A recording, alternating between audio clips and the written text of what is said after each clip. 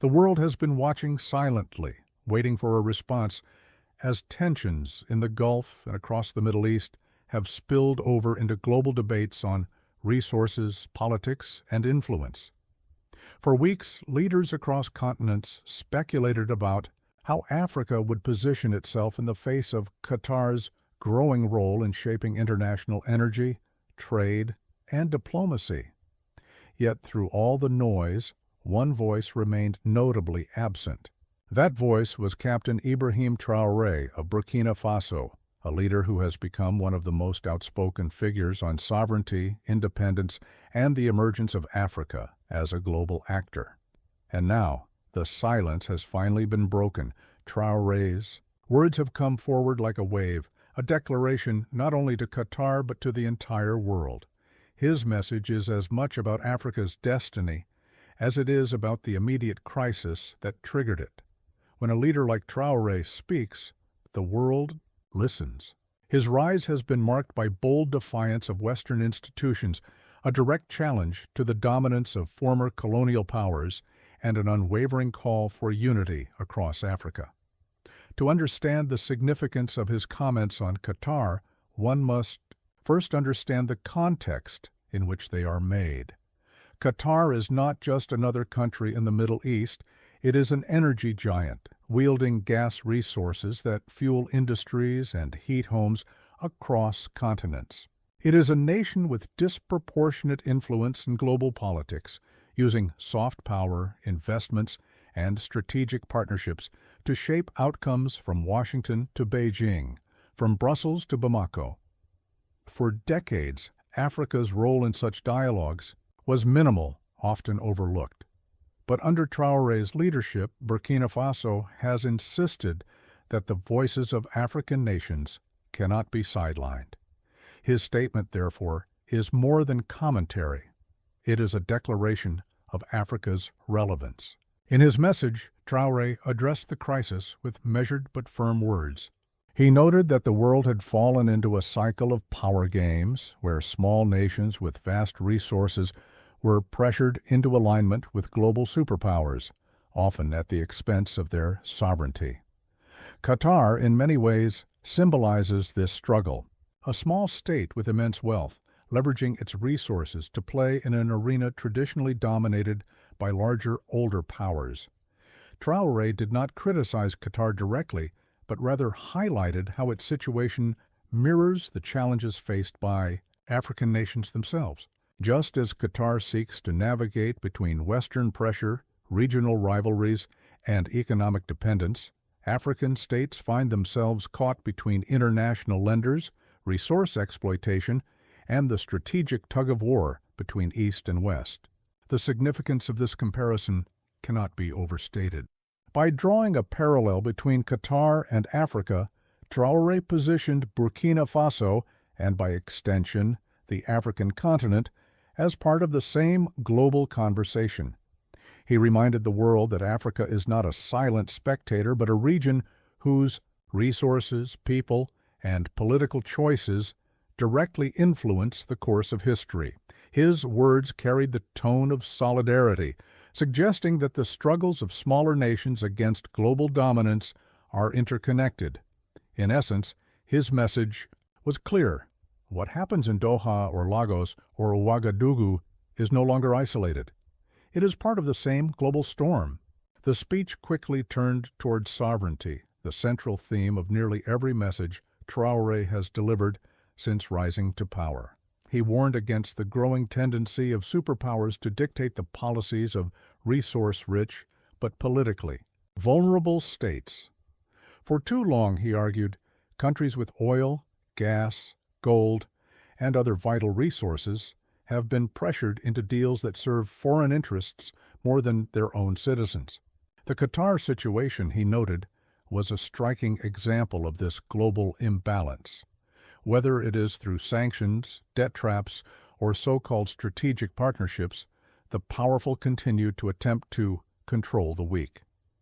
Traoré's declaration was that this era must end, and that Africa will be part of the force that ends it. This framing was not accidental. Traoré understands the psychology of international relations. that symbolism matters as much as material power.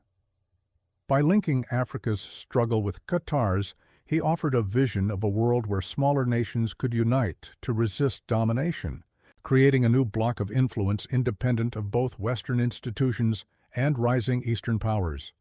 This message, though subtle, is revolutionary in nature.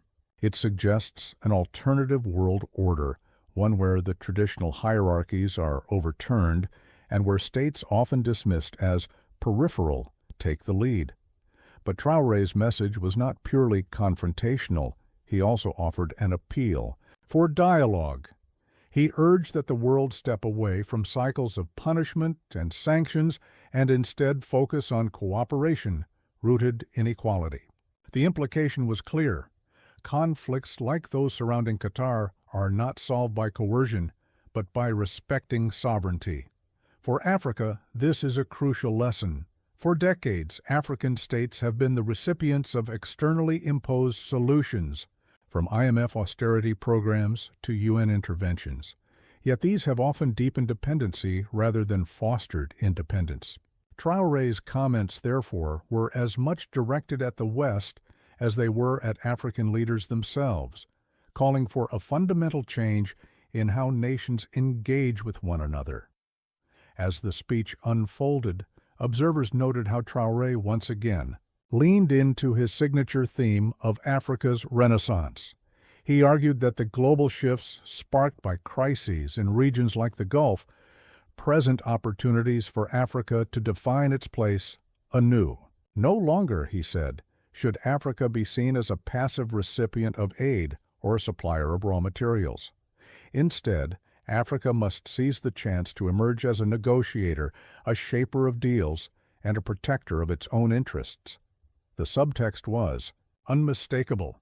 If Qatar can leverage its resources to demand a seat at the global table, so too can African nations, provided they act with unity, clarity, and courage. The response from analysts around the world was swift. Some in the West dismissed the remarks as rhetorical posturing, an attempt by Traoré to elevate his image as a Pan-African revolutionary.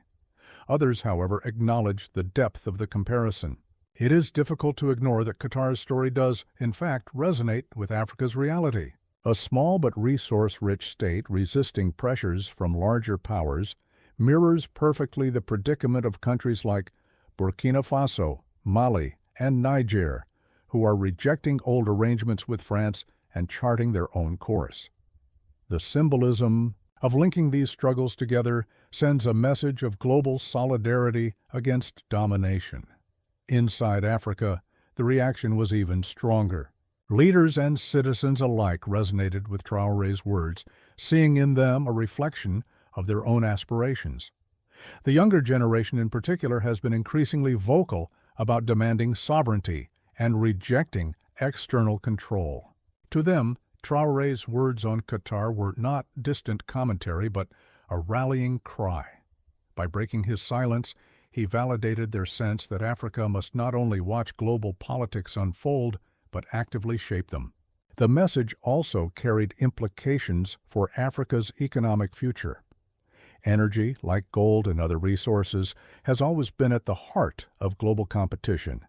As the world transitions toward new energy technologies, Africa sits on some of the most critical resources, from rare earth minerals to natural gas reserves.